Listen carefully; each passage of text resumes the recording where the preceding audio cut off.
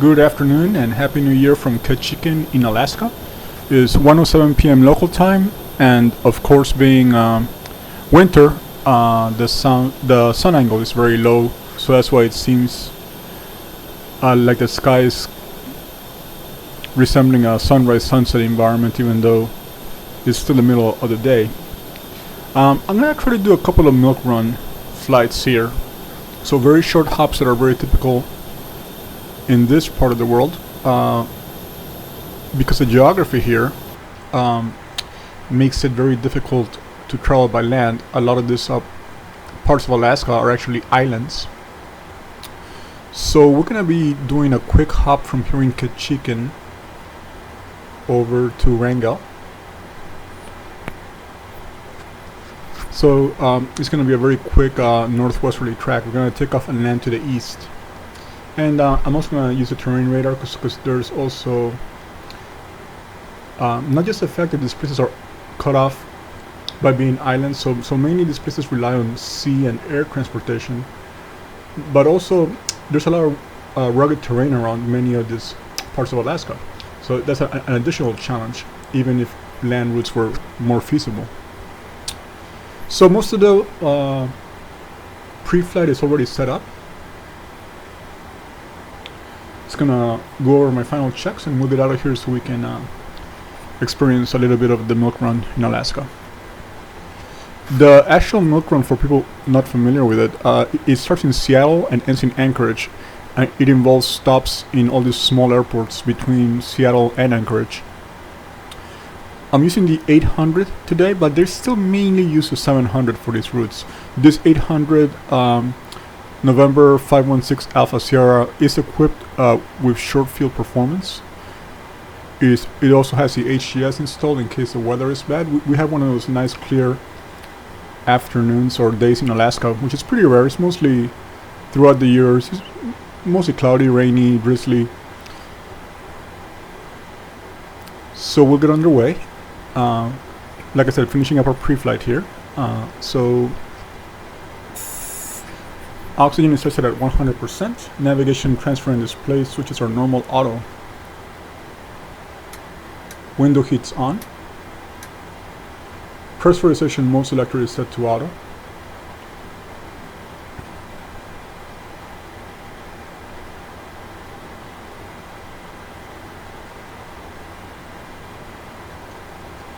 Our initial heading.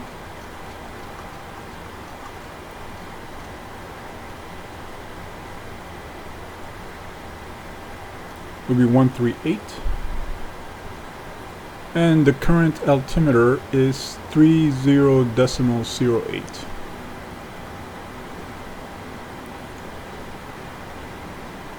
I already set the parking brake and disconnected ground equipment, so we're running an APU generator currently, and we are confirming the levers are cut off. So pre-flight checklist is complete.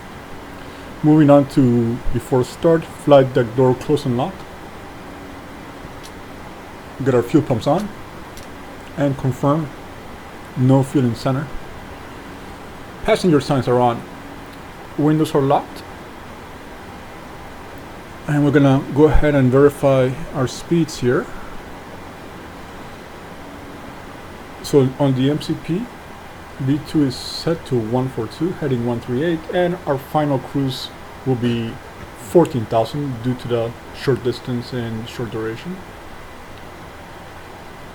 Verifying our takeoff speeds.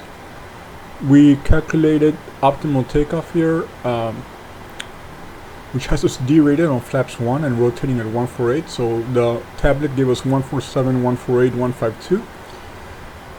And the FMC also gave us 147, 148, 152. So it's all cross-checked, verified. CDU preflight completed, rudder aileron trim free and 0. Taxi and takeoff briefing is completed, and we'll get our anti-collision light on. Before start complete, and we're gonna get our tug hooked up.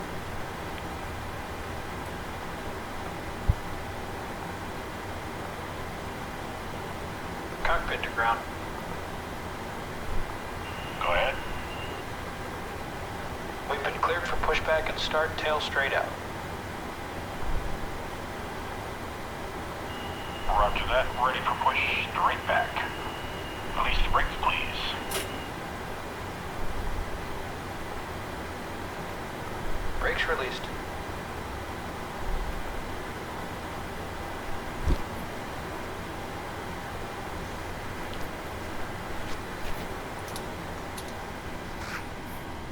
Brakes released, here we go.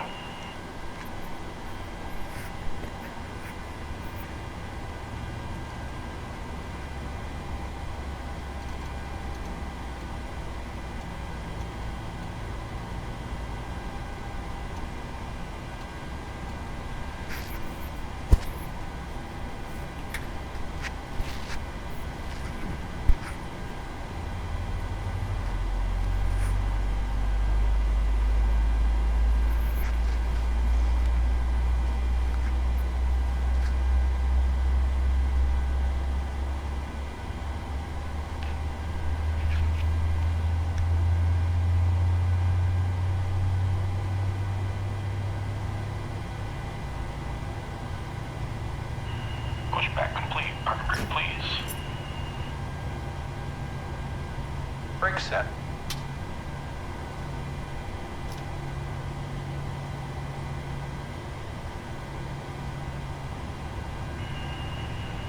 Steering pin is pulled. Watch for the salute and release from guidance on your right. Have a good flight.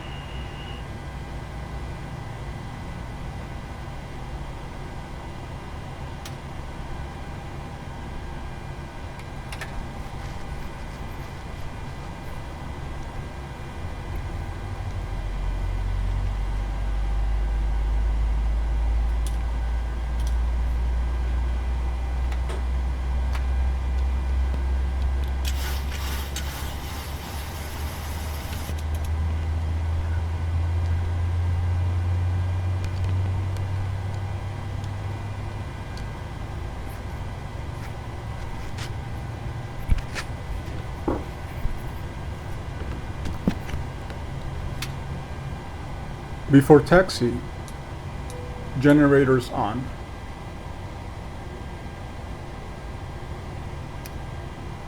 Probe heat on.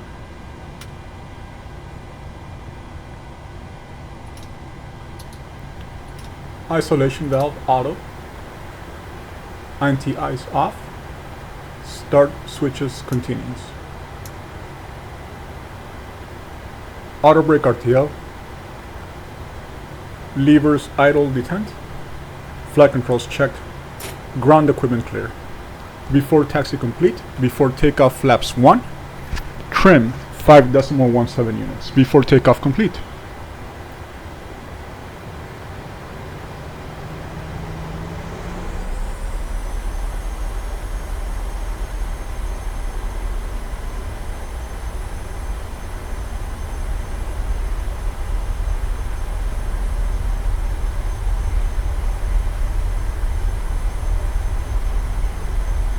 And you can notice Ketchikan, the ramp is actually below the runway, so you have a sloped taxiways in both directions.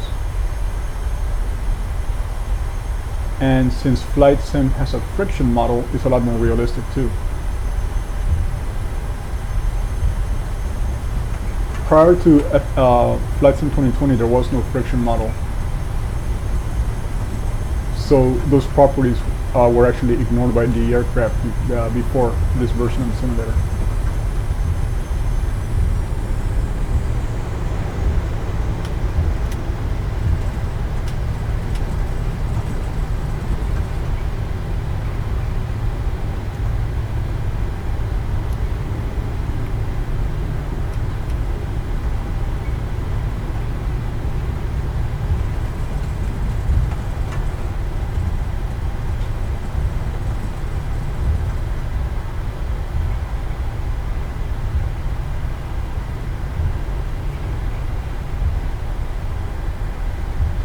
Since we have good weather, I'm gonna leave the terrain radar on to give you an appreciation of all the obstacles that are very common in this part of Alaska.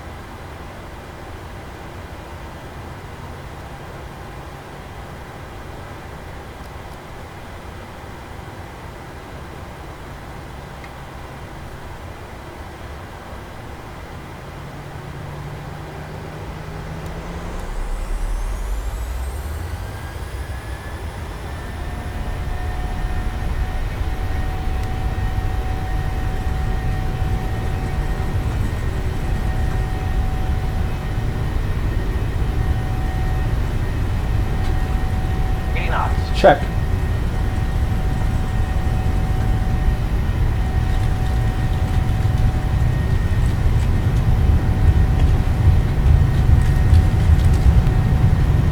B1, rotate.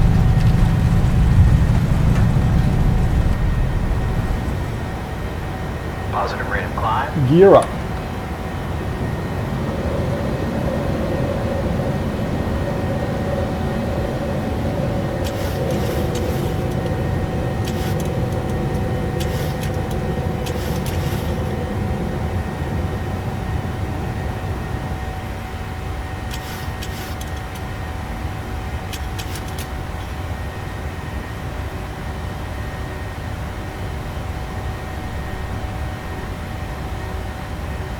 Flaps up.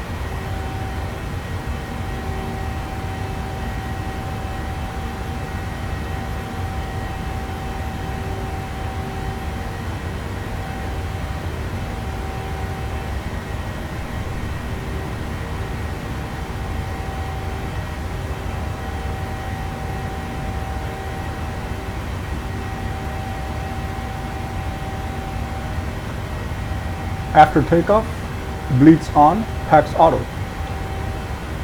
Landing gear up and off, flaps up no light. After takeoff, checklist complete.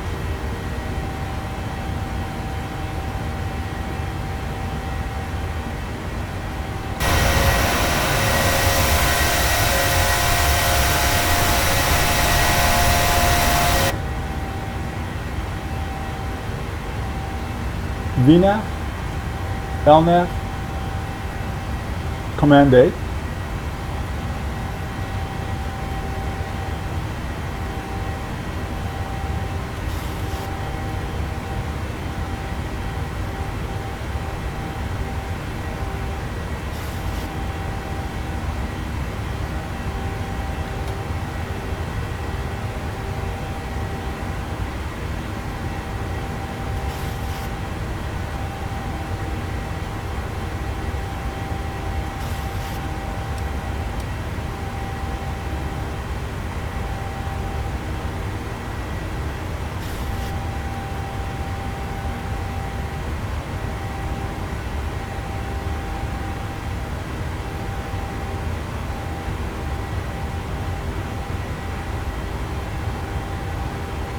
Landing lights off.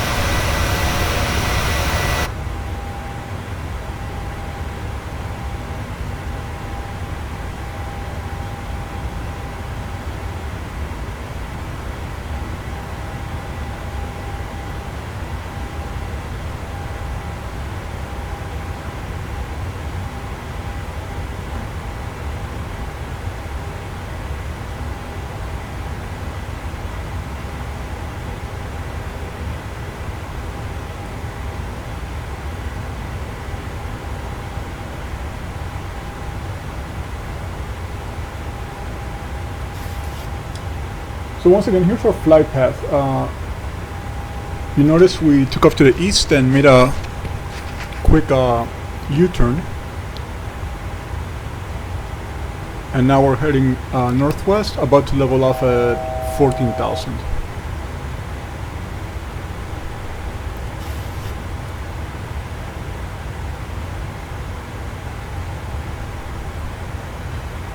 Gonna start getting some data for our descent. So currently in Wrangell, Alaska, we have calm winds. 10 miles visibility, scattered clouds at 500, broken clouds at 800. 5 degrees and 3007 on altimeter, which I'm gonna go ahead and set that now.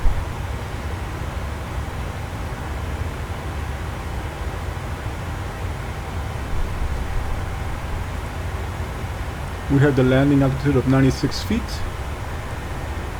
Nothing on recall. And let's get a look at the airport to see our optimal landing plan.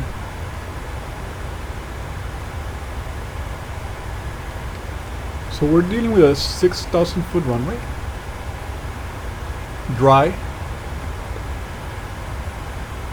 So I'm definitely thinking auto brake max. We have a heavy airplane because again this route is very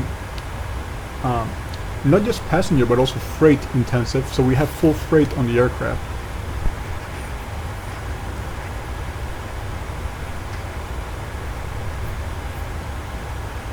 Our approach is the RNAV over to runway 10, which is visible here. And again, some terrain around the airport to be aware of. So we have the terrain radar going. And just by the looks of the weather, it's going to be a visual approach. I don't anticipate having to rely too much on the automation of the aircraft for this. So let's get our landing calculated.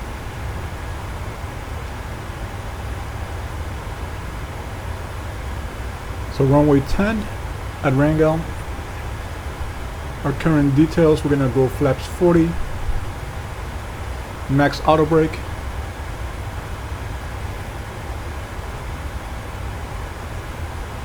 Normal reverse.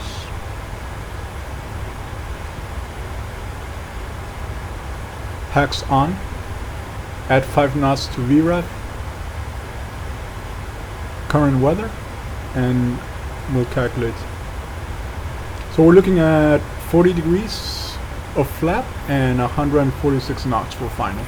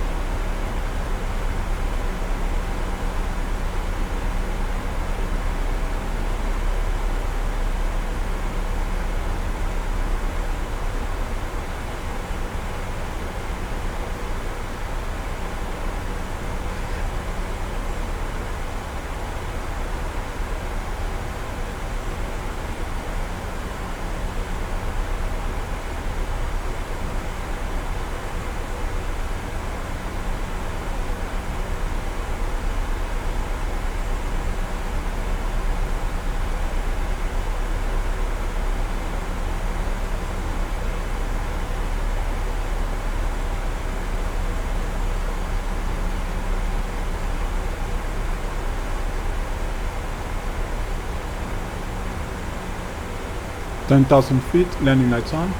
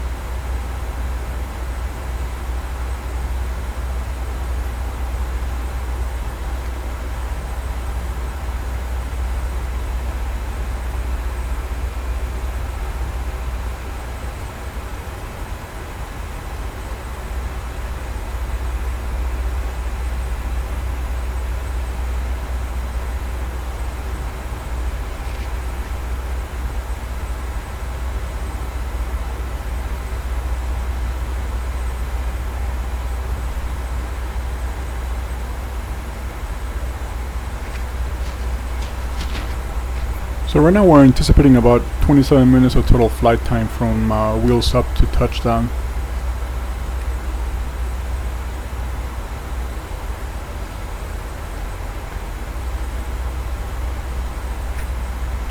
Gonna slow down a little more and get us down to 4800.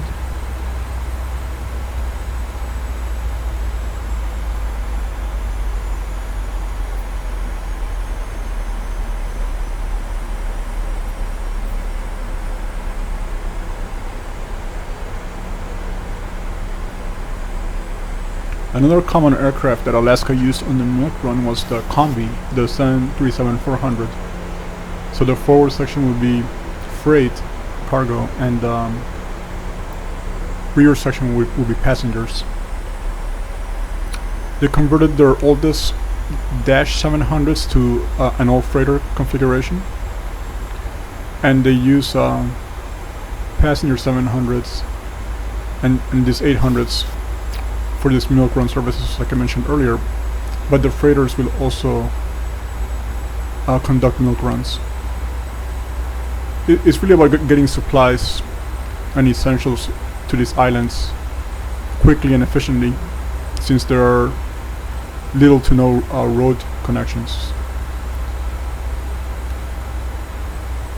And we do have a treat today, in the sense that we have good visibility and broken clouds. Most of the simulator flights I've done on the milk run, P3D and Flight Sim 2020, using the real world weather, it's mostly low ceilings, overcast, low visibility, drizzle, rain. So this is pretty rare.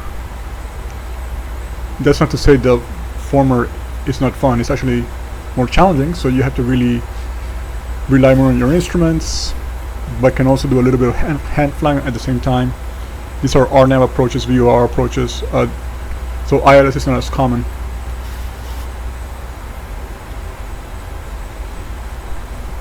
I think after we touch down here in Wrangell, I'm gonna head on over to Petersburg, Alaska, which is also close by and part of the milk run. So let's get down to 4,300.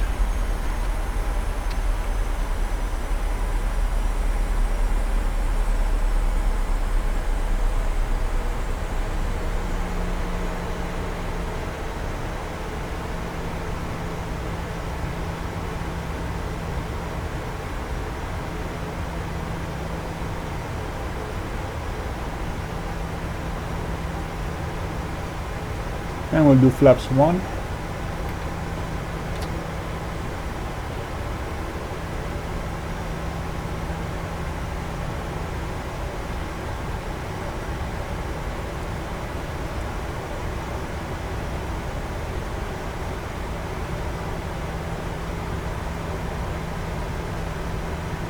Once I'm below the cloud deck, I'm gonna try to do this part as manually as possible, just to get some practice in.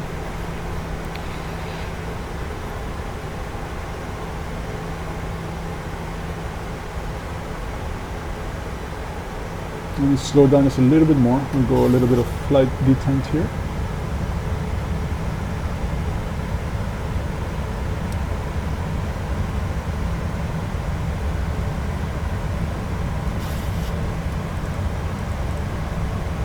I'm gonna check the latest report one more time. I'm not gonna use the ATC because it's so limiting in flight sim. So still 3007. And there was nothing on recall, so our descent and approach lifts are complete. And also prepping for landing as well, so I can focus on the manual flight.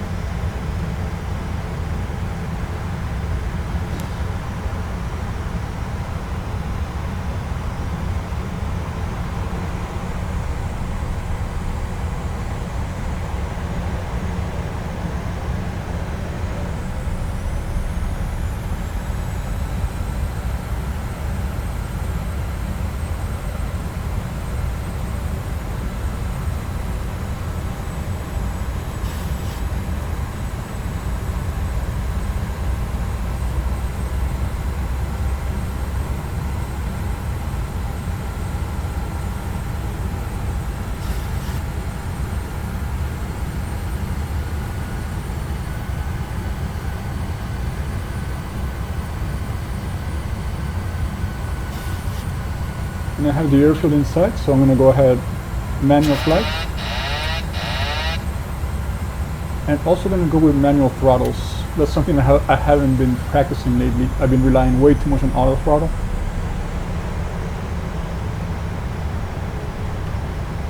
So I'm going to stay straight and level here for a few minutes before the next. We're going to start descending when we get to Whiskey India Delta Echo Bravo waypoint. So for flaps 15 here.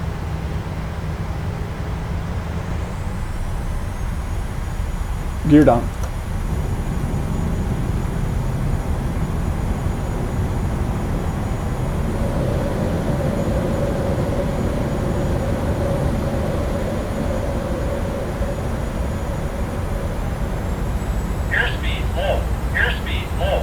And this is exactly why I wanted to practice some manual throttle. Just it keeps you more alert on my airspeeds. I gotta admit, I've been way too complacent, been using a lot of auto throttle. So I guess it is New Year's, so my resolution is to use more manual throttle during approach. And try to do more manual landings as well.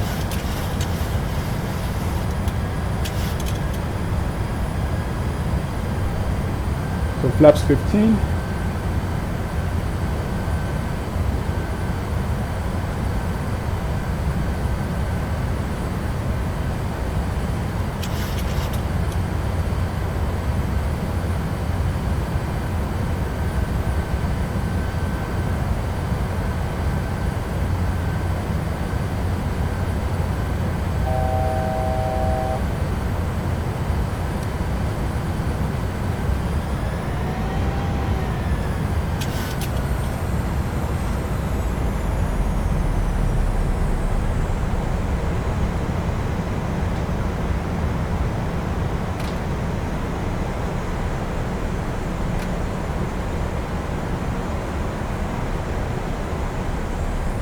I think I also have to calibrate my throttle, so a little bit sensitive right now, but that's fine. Again, I wanted to get some more practice with hands-on flying.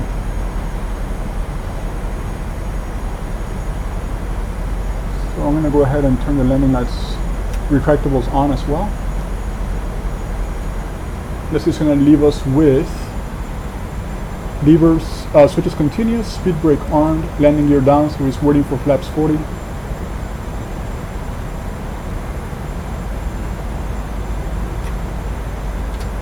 Flaps 25.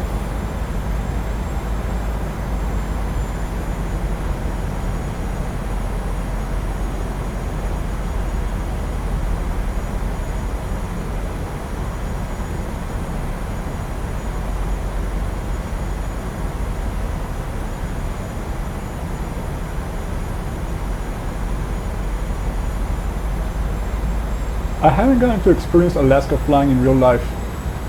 A passenger, even less of a pilot, but I think it's going to be pretty cool. This is so scenic, and these approaches are so challenging. I think, if I'm not mistaken, Alaska was one of the very first airlines to instate R&P type approaches to help the pilots more, to give them an additional tool. But keep in mind, they've been doing this since the old days, so that takes a lot of skill.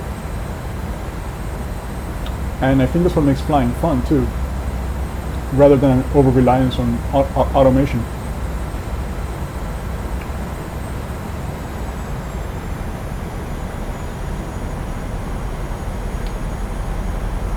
I've downloaded most of my Alaska sceneries from Orbex. There's a group called the Northern Sky Simulation that's making these. So I'm very grateful to them for giving us so many of the airports that compose the milk run.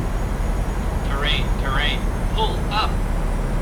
Terrain below us, but we're pretty clear. Terrain, pull up. Okay, flaps 40, landing check is complete.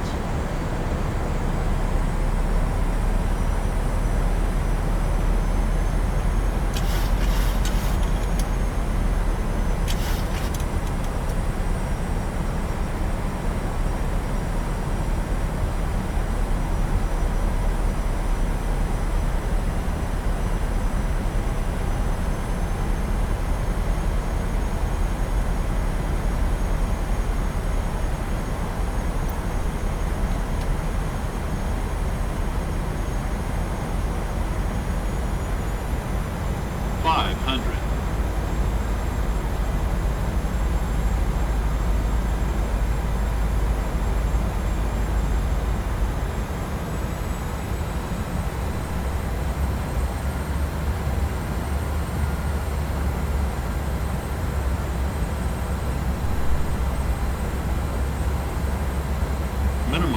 Minimums. Landing.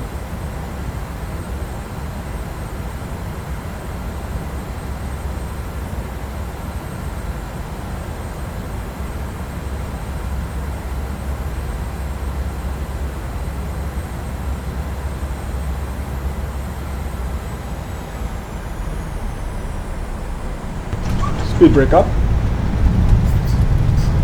What Reverse a nice screen. touchdown.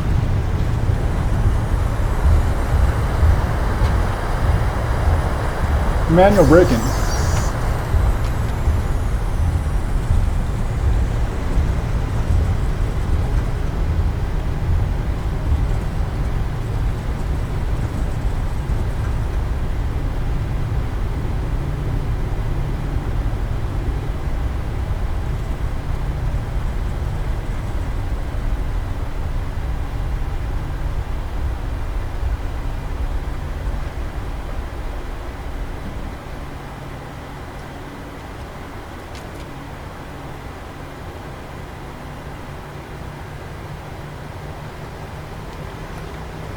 Okay to clean up.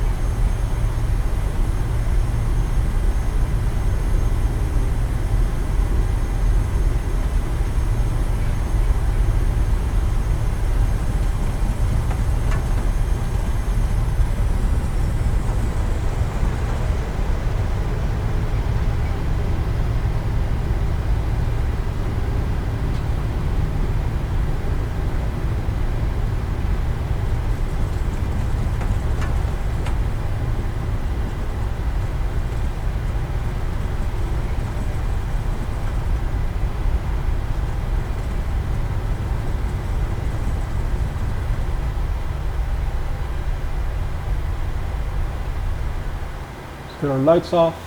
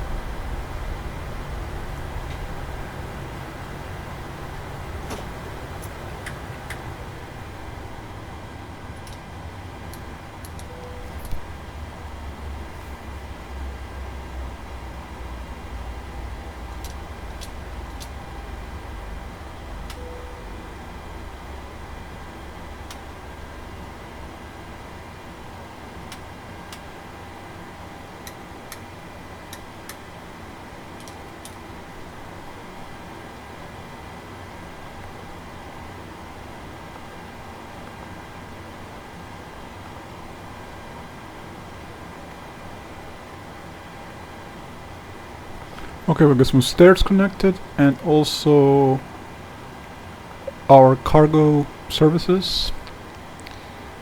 And what I'll do is simulate about a 25 to 30 minute type turnaround, maybe even 20. Just unload and load and continue on to Petersburg.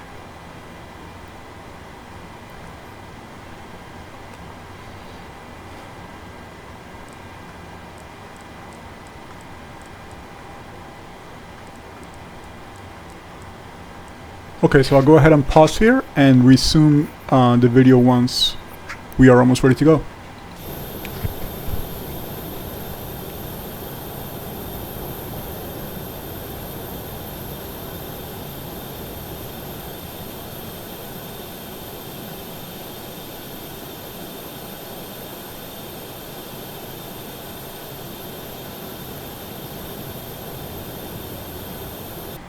Okay, we're back in the flight deck. Went ahead and did my planning for Petersburg. And the direct flight track to Petersburg is pretty much 50 nautical miles. Simbrief drew this very long route, and I obviously, relatively speaking. However, let me stabilize the camera here. I think it will be more logical for me. I need to take off to the east, make an immediate left turn, head northwest, and then line up with runway, which it was runway 23 in Petersburg. That's gonna make for a much shorter flight. We have good conditions. I'm going to be flying over water. There are no terrain concerns. Now, if you fly real world in Alaska, feel free to justify why I would have to follow this long flight path. Well, not long. This longer flight path. I think I have conditions that would justify a very visual short track to the northwest. So I'm going to go ahead and be a rebel here and disobey Simbrief. So it should be a very quick flight. Let me do our calculation to get out of here. It's going to require us flaps 25 takeoff. So we're going to use runway 11. Going to get my current aircraft data. Flaps 25. Get an optimum rating. Current weather. Okay, flaps 25 and it's still a D-rated takeoff at TO1. So let's go ahead and enter that data into the FMC. See if it matches. See if it lines up.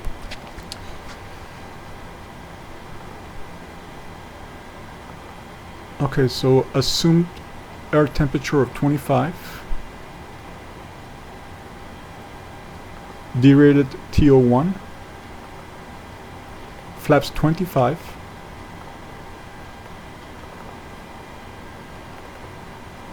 131, 131, 139. And here they have 131, 131, 139. Okay, so they line up.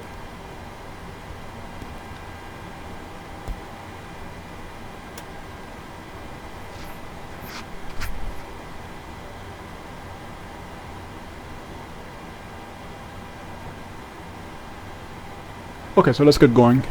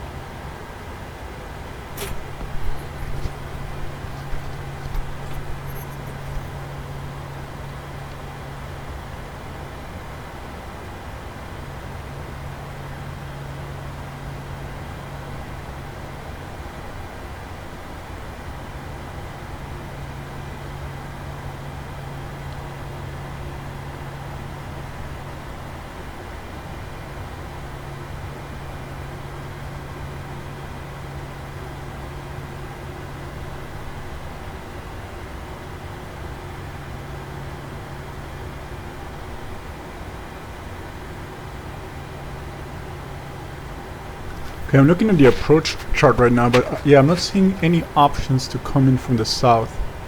And again, seeing the water, yeah, I would definitely love to know why it's not so common to come in. Well, it doesn't appear to be common, period, to come in from the south. I'm gonna go ahead and do it anyways, but there is no restricted airspace. There's plenty of water. There is terrain around us, but there's gonna be terrain around us either way, coming in from the north or from the south. But we'll get going, so all set to go. Let's go to the runway.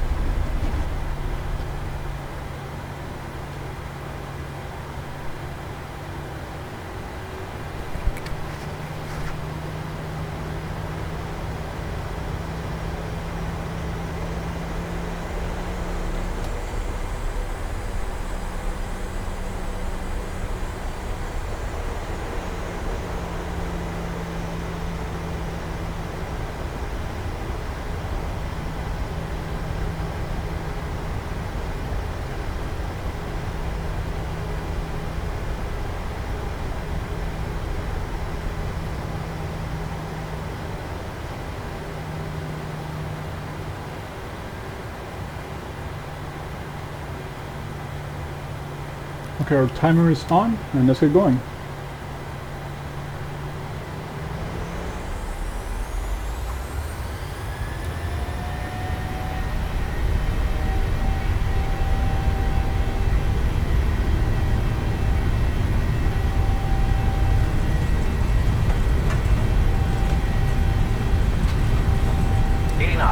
Check.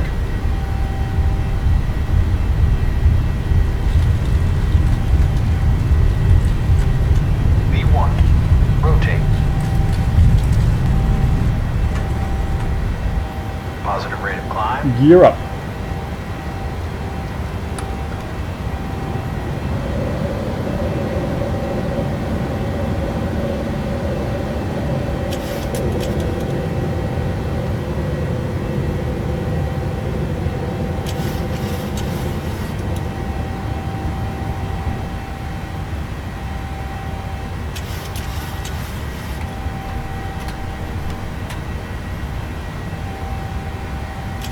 Flaps 5.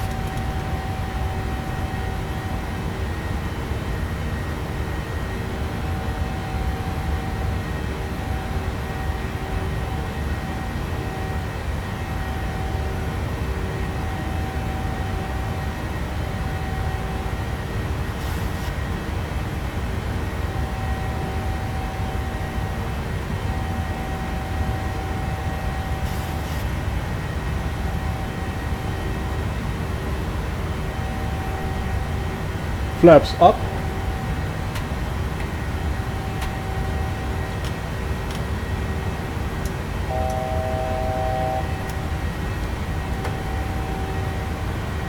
We already reached our cruising altitude of 5,200 feet, so we're leveling off. incredibly scenic here. I'm always impressed how varied, how nice the terrain here is. It's just very scenic.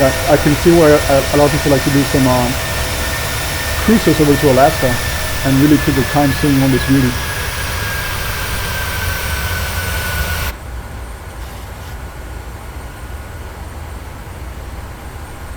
So it's 2:14 p.m. and you can again see how low the sun is right now. So we'll prep for landing.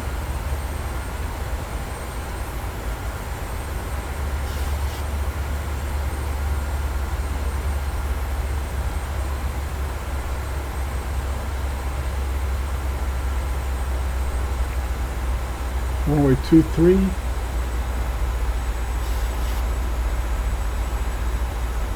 So same VREF as last time, 146 flaps 40, max auto brake.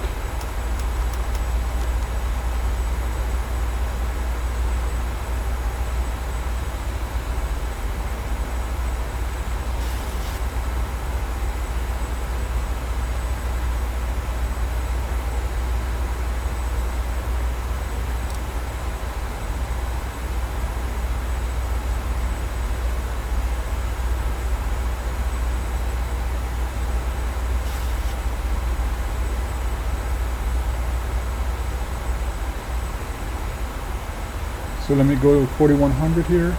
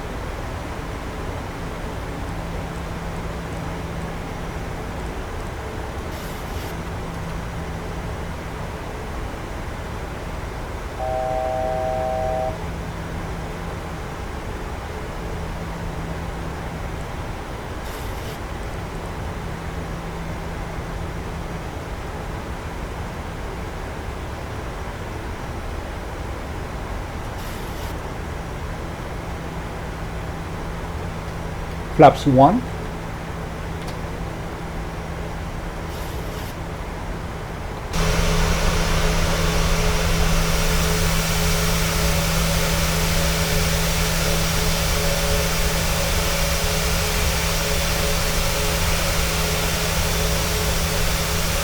And you can still see the beacon right behind us for Wrangell.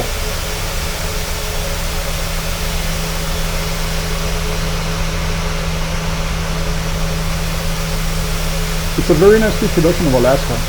Very impressive. I've never been to the state, but I definitely have it on my travel bucket list. Just not only to get some tourism out of the way and see new things, but also just to experience this takeoffs and landings in this part of the world. It's really cool.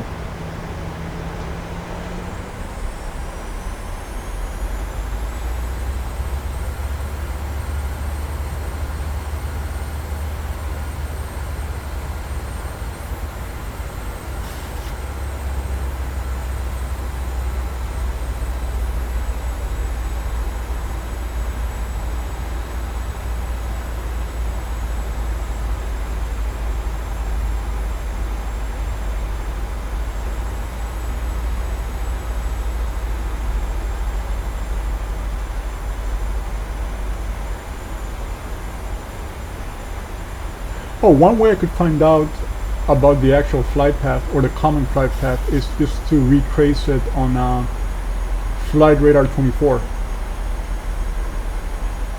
I think the one that SimBrief drew is probably more appropriate for low visibility, challenging weather type of flying. But again, if I'm busting some major Alaska flight rules, just let me know.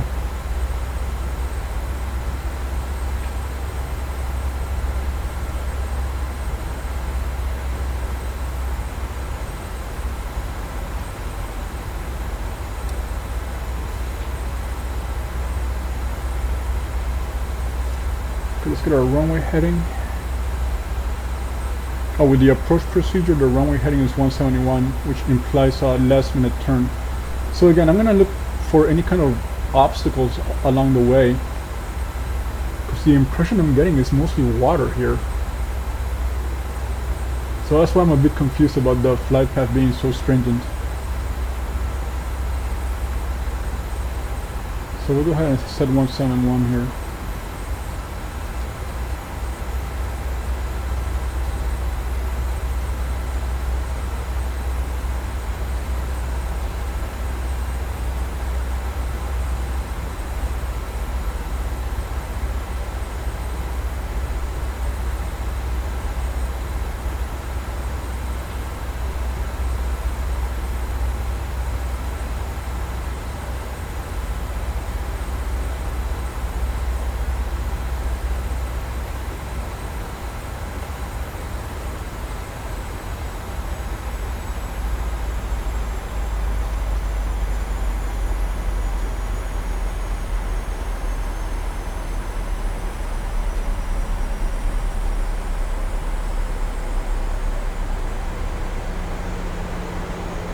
I'm also going to trim this flight path as well.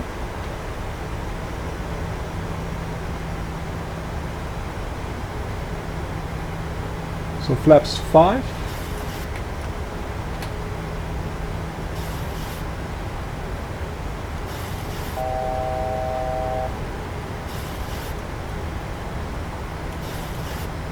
So I see there's terrain on the left side of the airfield. The right side, again, I'm just seeing water. And I think the 737 is nimble enough to make some tight turns, because even this final approach turn looks way too tight for just about any aircraft. So let me go ahead, manual flight.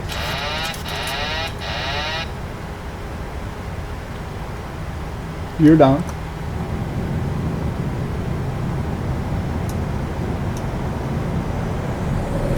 And let me take over the throttles.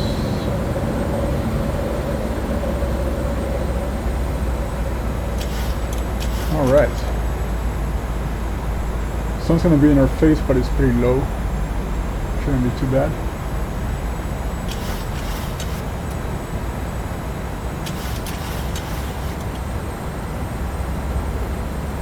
Yeah, I'm gonna do some homework on this approach. I see a lot of open water, but the actual approach has a very tight flight path.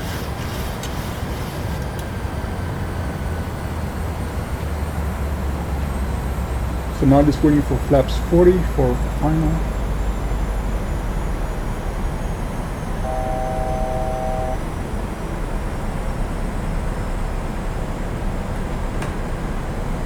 .146 VRAF.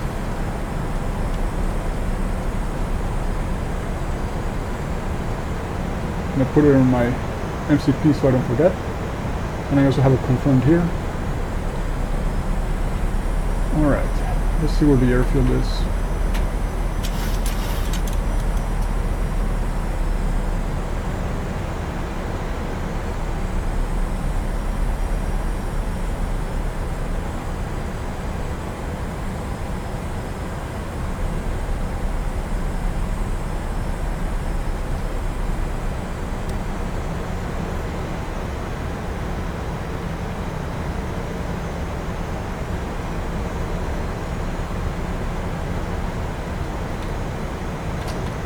Okay, flaps 40.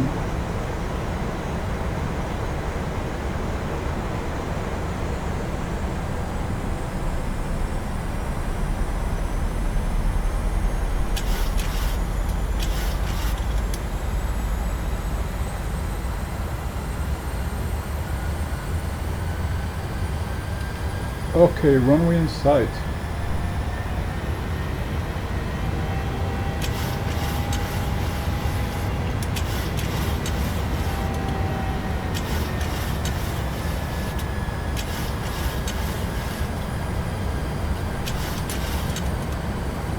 Yeah, again, lots of open water before the runway.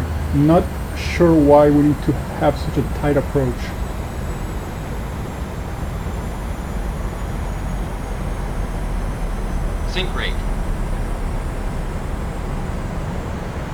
Caution, terrain.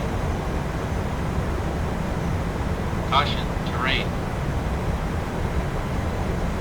Caution, terrain.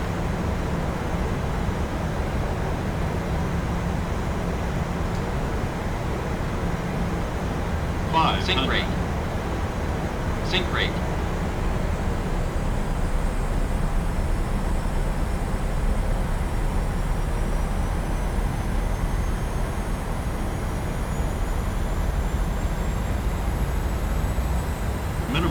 Minimums. Landing.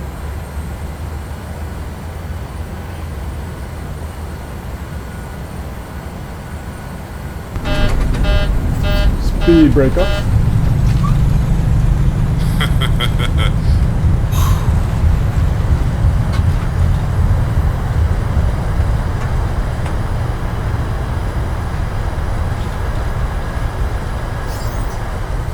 I deserve that snark from my co-pilot.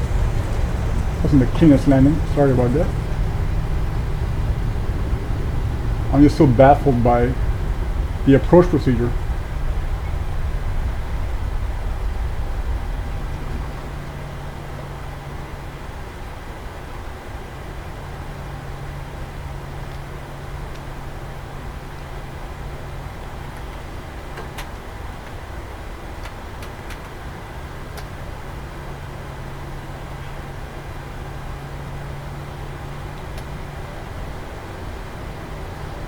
So how long did that take? That was 14 minutes. Okay.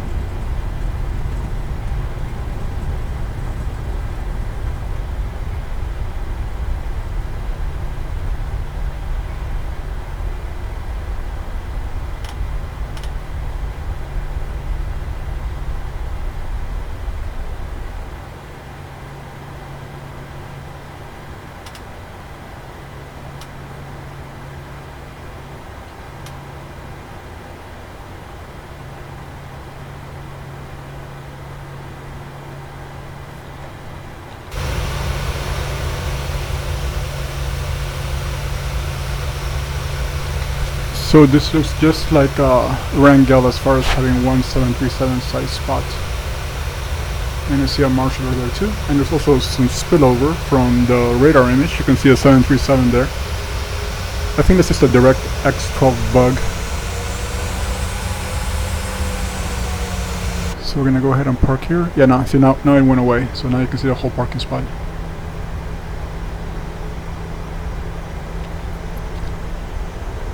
But I definitely find the small airports to be really cool for, especially for this big aircraft.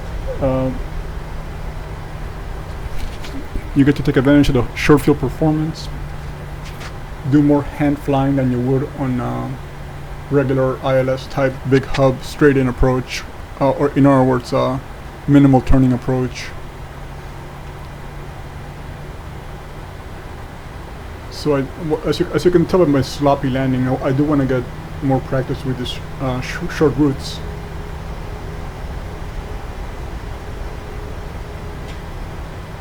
And get a lot more manual flight experience.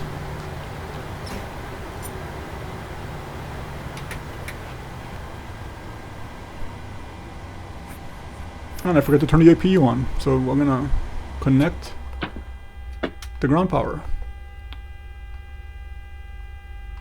My bad.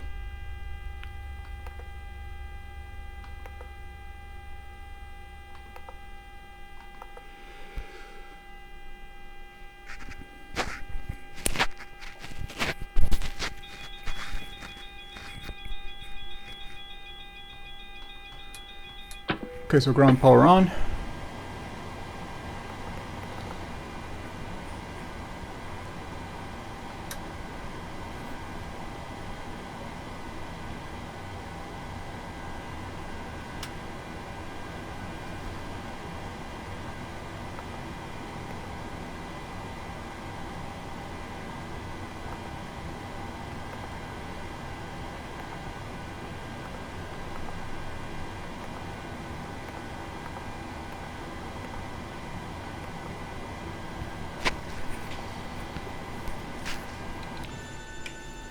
Okay, so welcome to Petersburg. I'm gonna go into some more of this route data for the milk run and see what's next. I'm thinking Sitka. Sitka is supposed to be a very challenging approach, and it's very nearby. So I'm gonna go ahead and do a flight plan for the island of Sitka here in Alaska.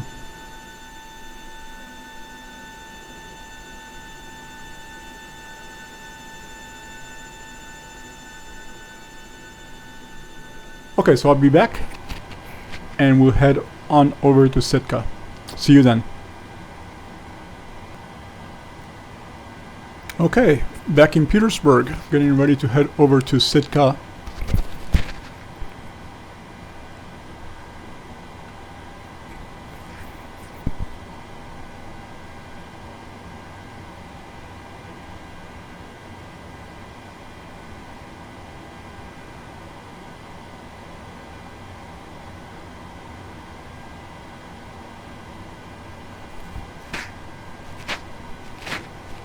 Our current flight plan has us flying for 136 nautical miles. We'll be taking off in the opposite direction on runway 5. Winds here are calm, but there's a lot of terrain behind us. So on runway 5 we have the water in front of us. We can make an immediate left turn. And then we're going to have to fly over some terrain before lining up with the LDA approach for runway 11 in Sitka.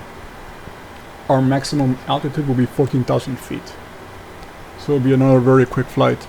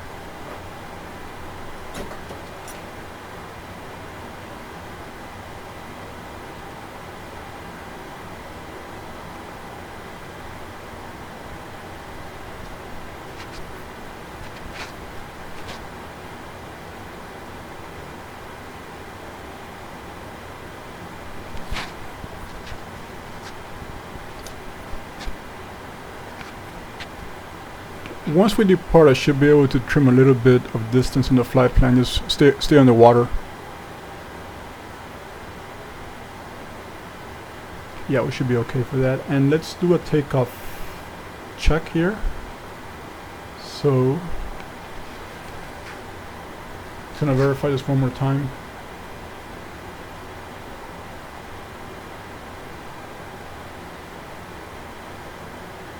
Okay, weather is cross-checked. So we're looking at flaps 25 again. Once again, deviated TO1. And we'll be rotating at 131. Very similar to how we departed Wrangell. Almost identical, I think.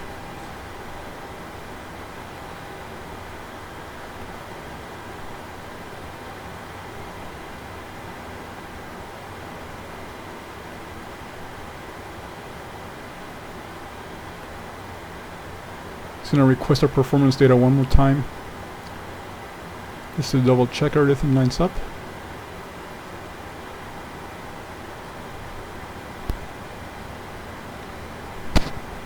I've been able to fly all these routes with the aircraft about 92% full.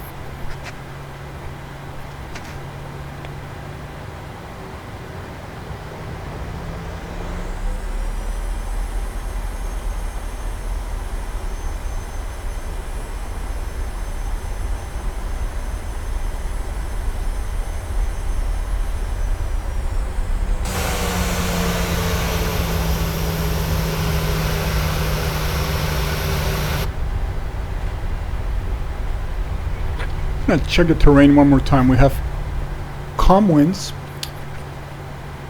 and I'm thinking we might be able to save a little bit of time if we go on runway 23. So that's what the terrain looks like.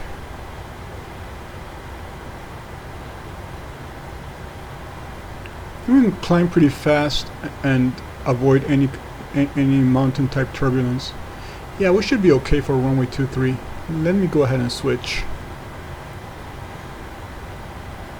That's gonna make our flight a lot faster.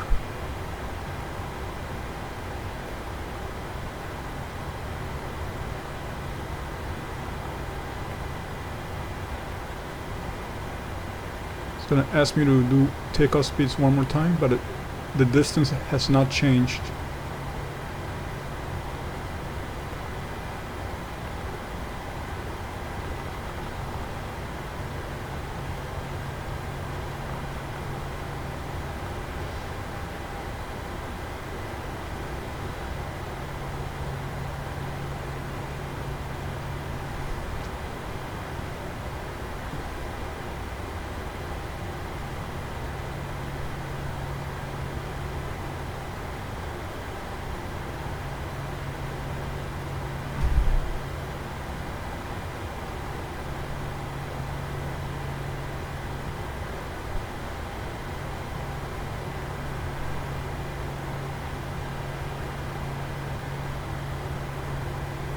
So now it's assumed temperature 35,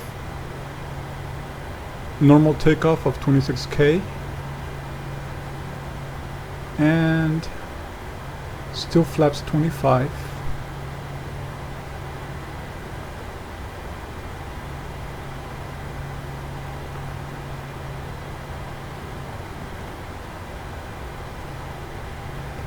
One three two 133 141. 132 133 141. So that's a perfect lineup there. Okay, yeah, let's do runway 23 and get on our way over to Sitka.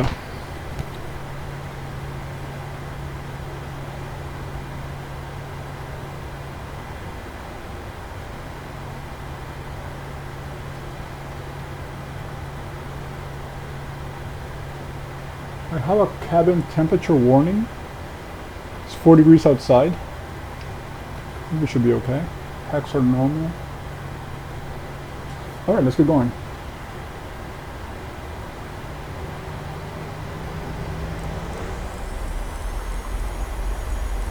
So flaps 25 and trim 397 before takeoff checklist complete.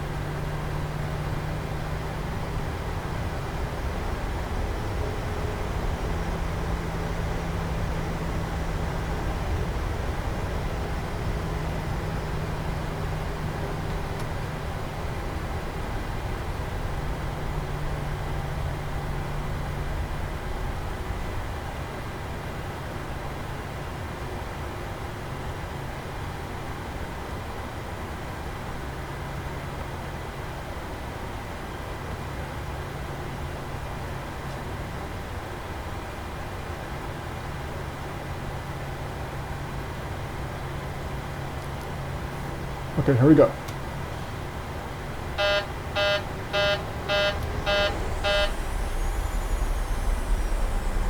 Alright, my flaps lever worked, but my flaps did not go to 25. Let me try that one more time. I think I just need to calibrate my controls again. Something's a little bit off. Say flaps 25. Okay, now it's working. Okay, so let's set 25 and we'll get going.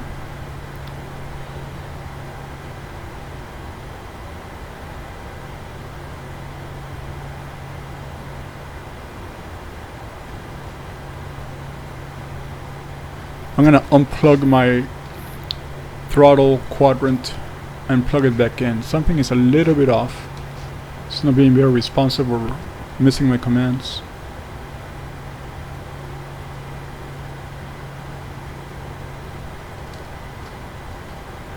Okay. Let's plug back in. Alright, let me just check the motion of my throttles. Okay, it seems to be okay now. Okay, here we go. Take 2.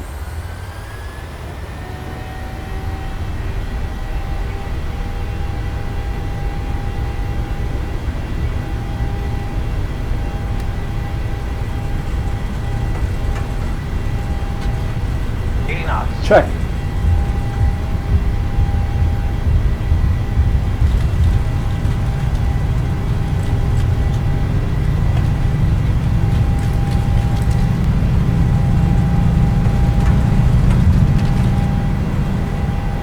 Positive rate of climb. Gear up.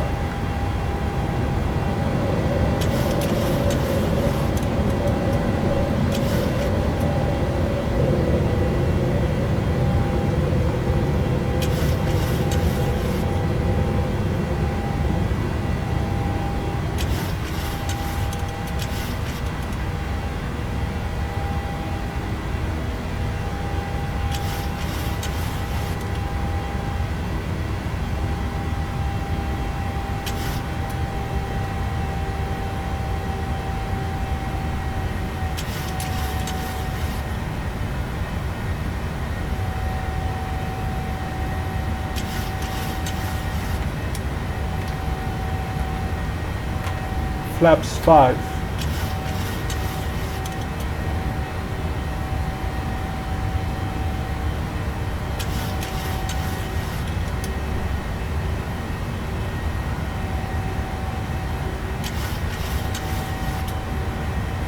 Flaps 1.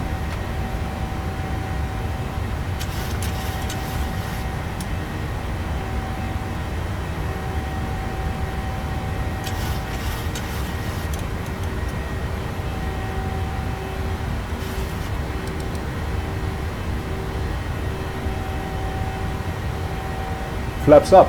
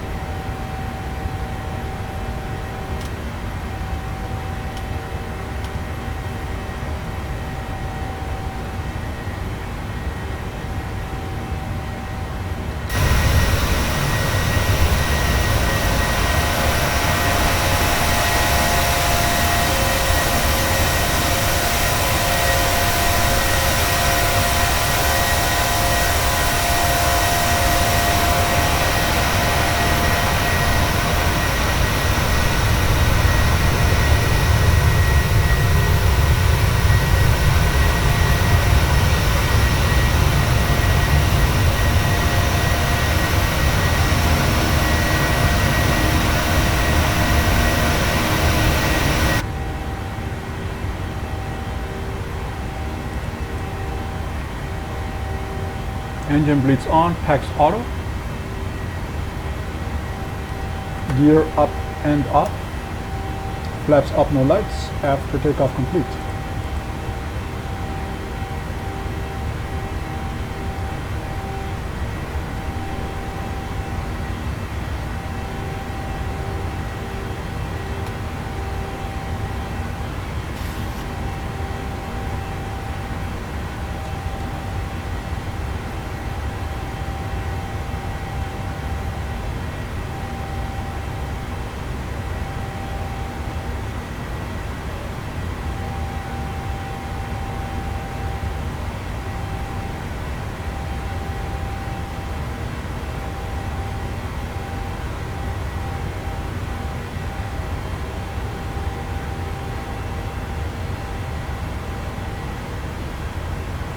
So Yakutat is our alternate, and Sitka currently has winds 110 and 11 knots, 10 miles visibility, clear sky, 7 degrees, 2996 on the altimeter.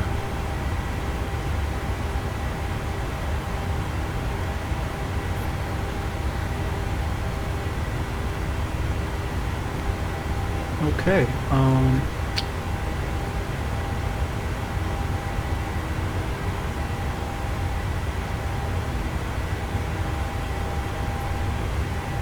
do our landing calculation for Sitka. We're going to be doing runway 11. It's a 7,200 foot runway. It's dry.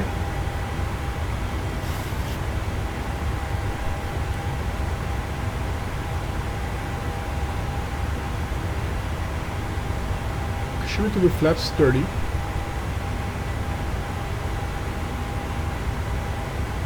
And let me get familiar with the airfield as well. I think it's been a while since I used this airfield on Microsoft Flight Simulator or on P3D also. Let's see, so here's the airport. So the terminal is going to be behind us. And let me see, is there a turnaround point before the threshold? Okay, there's one turnaround point here. Okay, so we'll go max auto brake, flaps 40. And we can probably turn around a bit faster.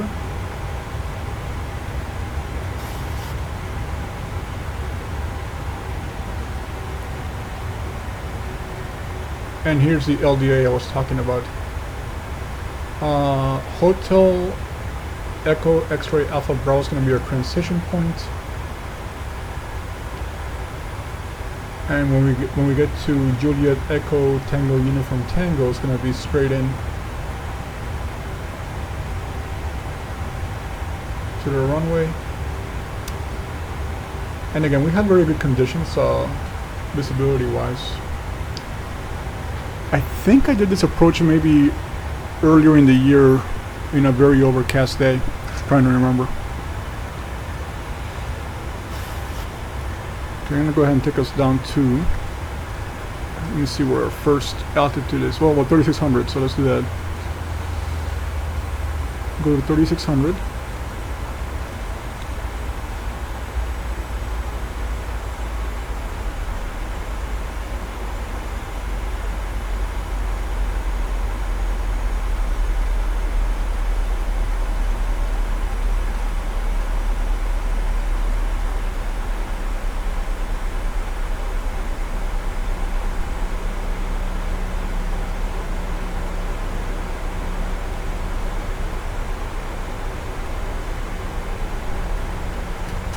I'm going to slow down a bit as well.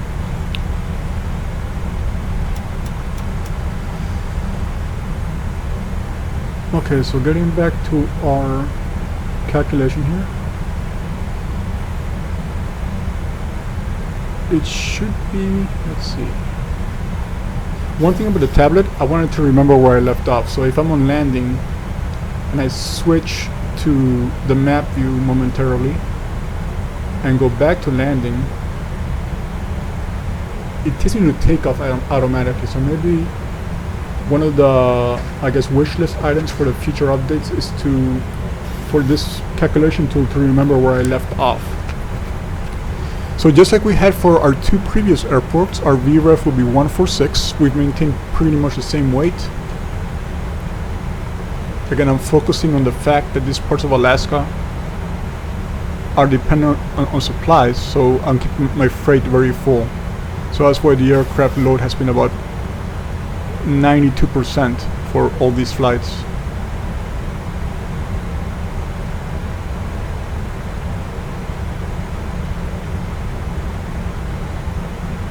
I almost lost track. So we've done Ketchikan, Wrangell, Petersburg, and now Sitka. Yeah, that's a pretty good milk run. This might be our last flight, because I think the next flight out of Sitka is actually to Anchorage. That's a lot longer. And I also have a life outside of the sim, even though this is so much fun.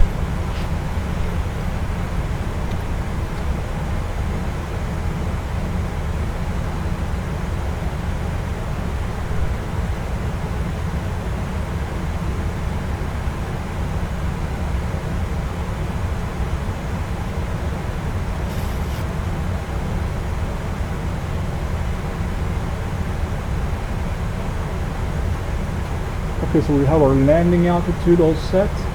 Nothing on recall. Auto brake is set, VREF is set. We went over the approach and the current reading was 29096.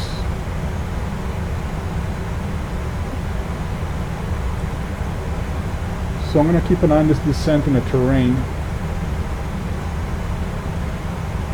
So I did trim some distance off, so I just want to make sure we don't have any terrain issues during this descent.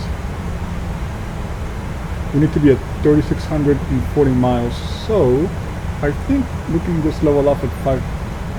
So we are heading northwest. Let's level off at 6,000 for a few minutes.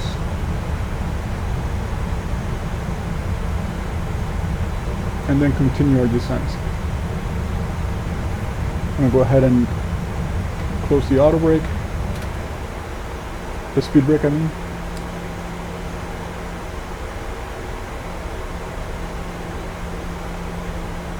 I'm still getting a cabin temperature warning. Let's see, fans on, packs auto.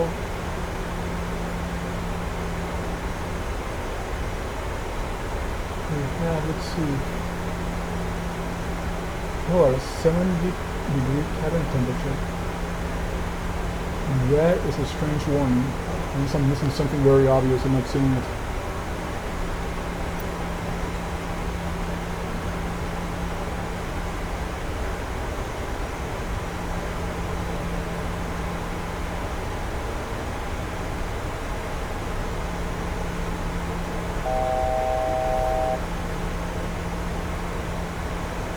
This is some incredible scenery. Just a natural scenery here. And hats off to Asobo for doing this very rugged part of the US so well.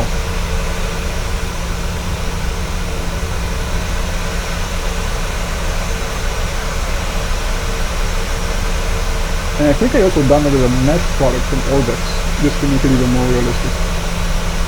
It's funny, I've lost track of how many add-ons I have. That's how committed I am to flight sim.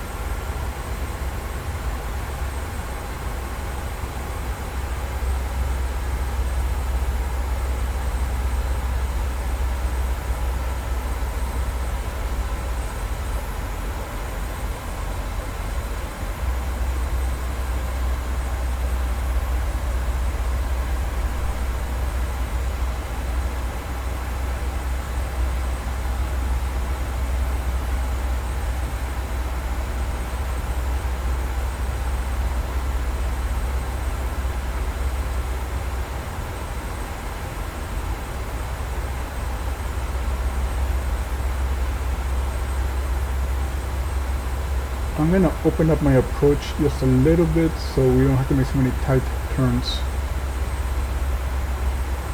And stay over the water too.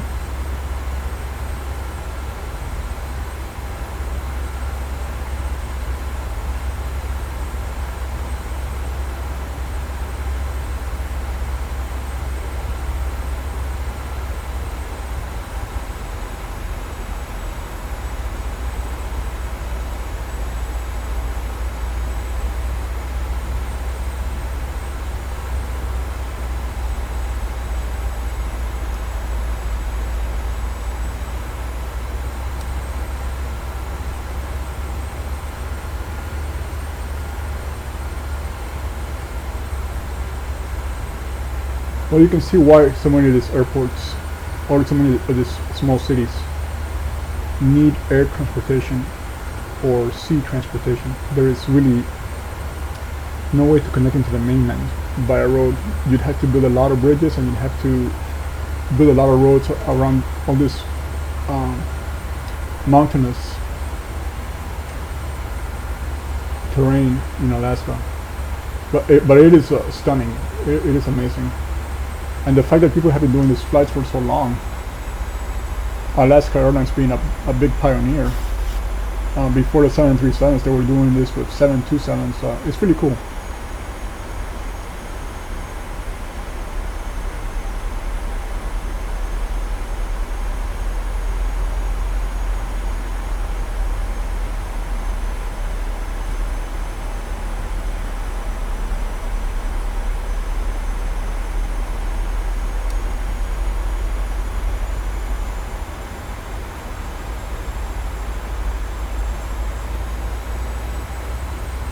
I think another one of the aspects for the notoriety of the Sitka approach, it can have some very strong winds.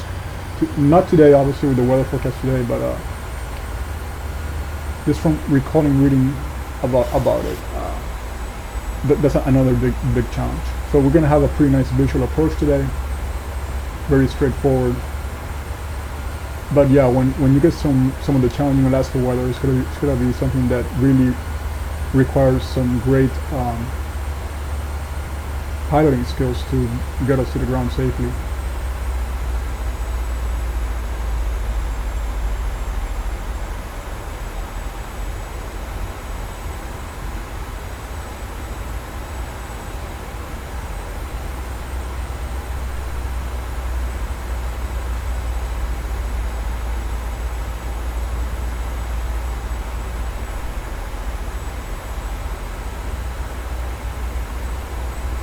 Okay, we can continue our descent. Go to 36.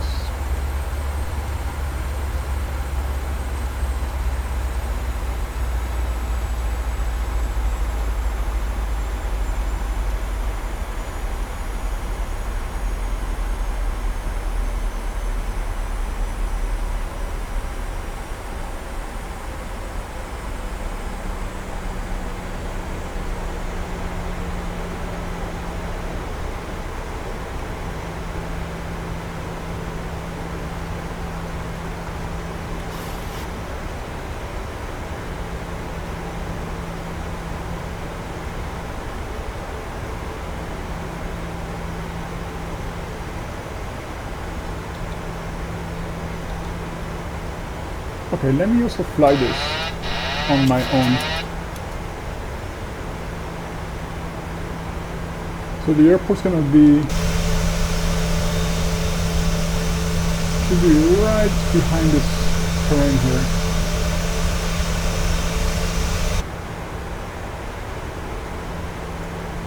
Also, let me take off the auto throttle. These conditions are so nice right now that I don't wanna rely on the autopilot.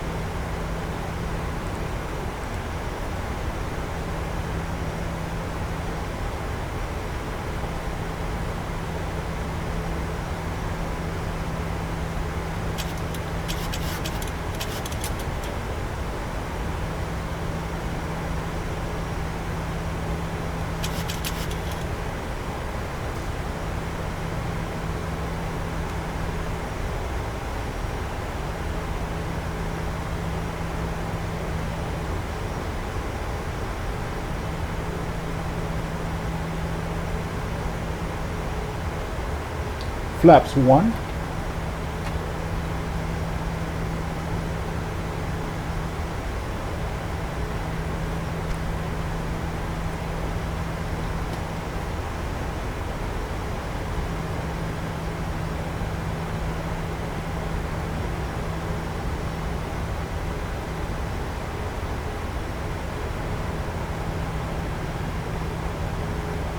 This is beginning to look familiar. So a few months ago, I did an approach here with minimal visibility and heavy rain. I nailed it, but it was definitely challenging. I wasn't able to pick up the airport until the very last few seconds. I was just following the VSI on the airplane. Flaps 5. And again, makes it fun. Very challenging, but fun. And obviously in a simulator you can make a lot of mistakes. But hats off to the people who do this on a daily basis.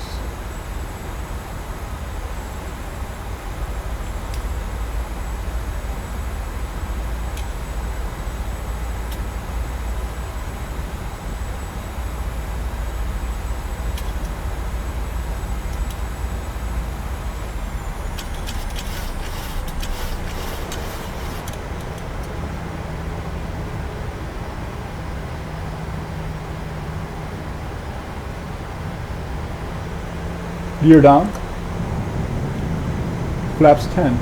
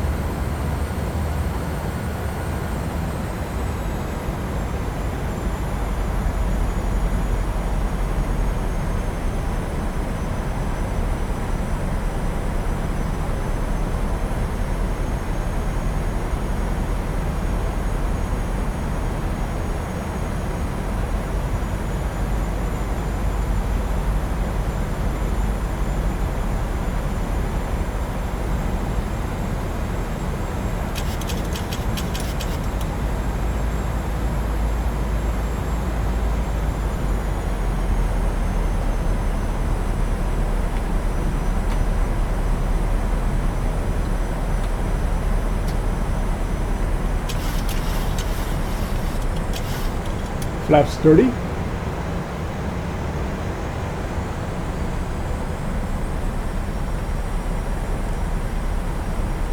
Landing checklist. Start switches continuous. Speed brake armed. Landing gear down, waiting for flaps 40. Flaps 40. Landing checklist complete.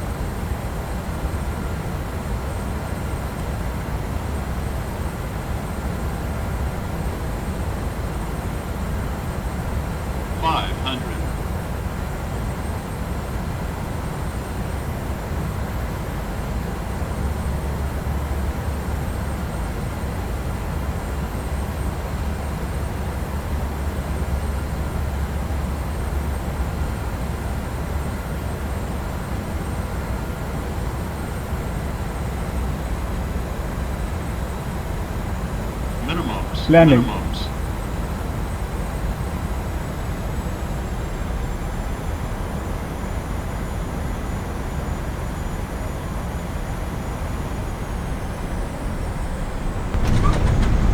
Speed brake up. Reverse green. Manual braking.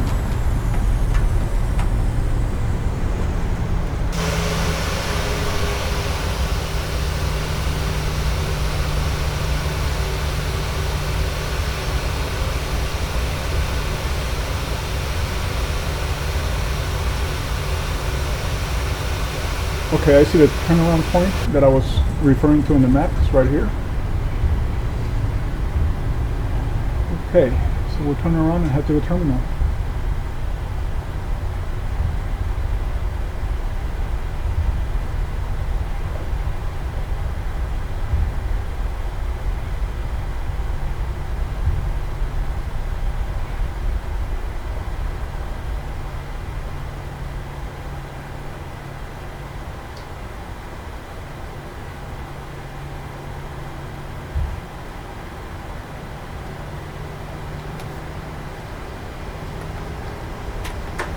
Okay to clean up?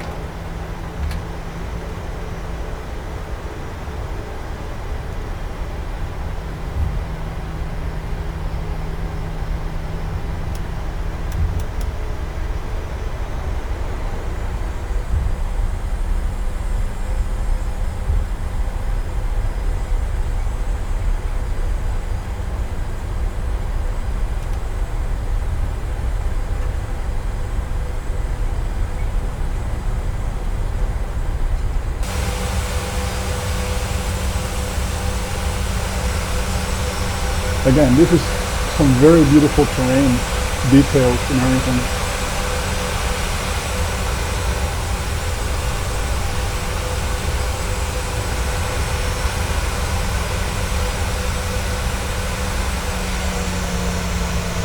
And again, I mentioned earlier, if you want to practice the milk run with the PMD B737s, go to Northern Sky. I got all my Northern Sky scenery from the Orbex store, but they obviously are available via other vendors.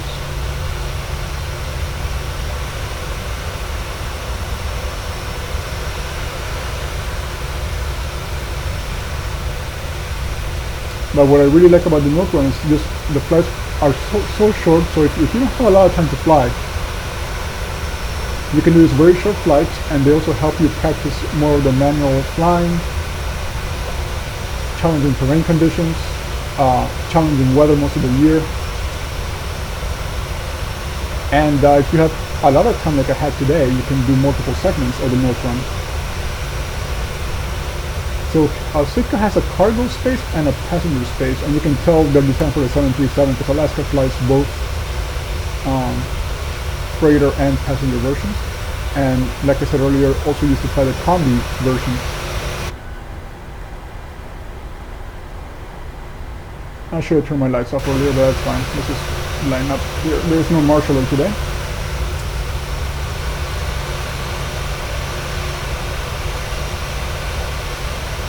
Okay, parking brake set.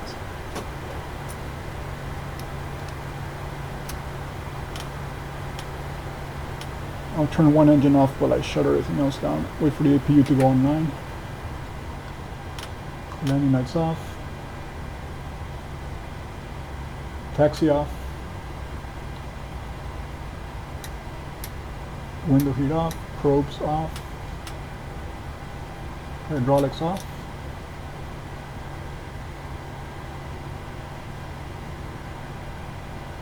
Waiting for the APU.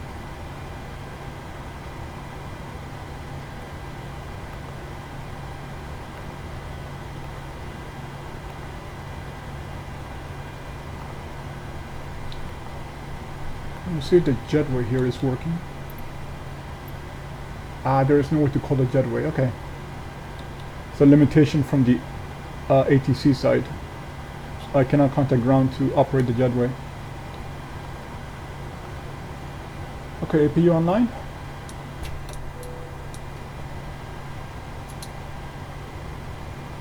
And number 2 off. Seatbelts off.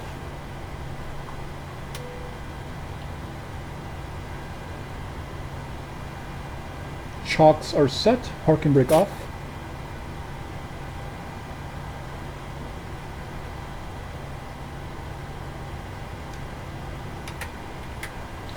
All right. Let's get some ground services.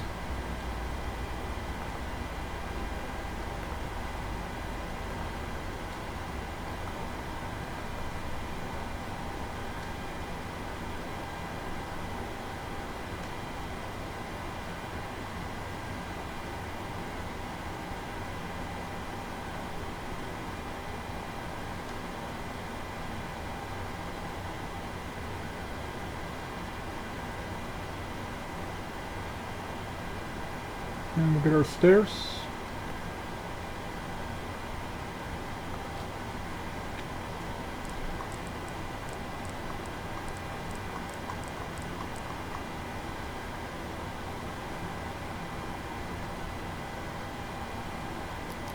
So you can see that our flights today range between 15 to 25 minutes on average. So we had 3 landings from, again, we did Ketchikan, Wrangell, Petersburg, and Sitka. And we did it pretty much in a very short amount of time. I think I made each turnaround about 20 minutes long.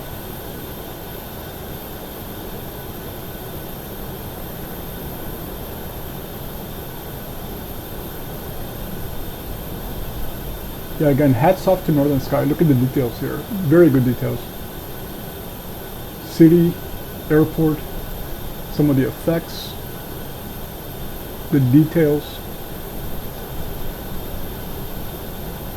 And then the terrain that comes with the simulator itself. And as I mentioned, it's a very rare clear day in this part of the world.